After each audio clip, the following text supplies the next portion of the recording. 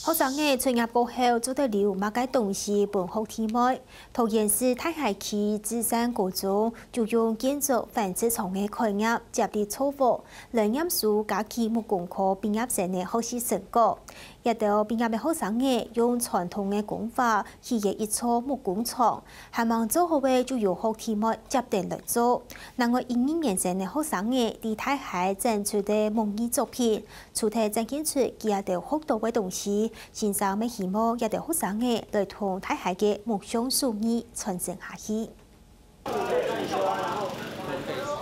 畢業生盲辦成間木工廠，12年級嘅學生說下來愛同佢契合。大家從24公尺、快14公尺、高5.5公尺嘅工廠，對佢哋9年時間工，除咗鐵做嘅零件，接起來素材用到螺絲，其他結構做下係順接嘅，咪有同學木匠嘅基礎。還不錯啦，就可以學到不一樣的東西。芝山高中3年前成立假期木工科，請嚟家嘅專業嘅彩體木匠師傅，來同太企嘅木匠手藝傳落去。學校去紡織廠，咪鼓勵學生用另外嘅材料來做假期，期盼木藝展展現太企木工新元素。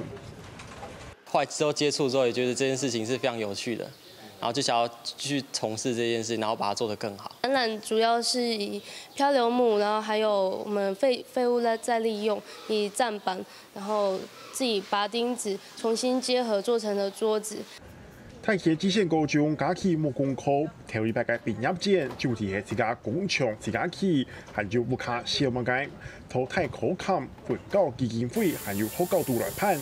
先生希望透過實際嘅去做，還有判建立嘅方式，本強來模擬來接嘅木匠手藝，透過學生嘅考試技術發揚落去，客家新聞論壇討論報道。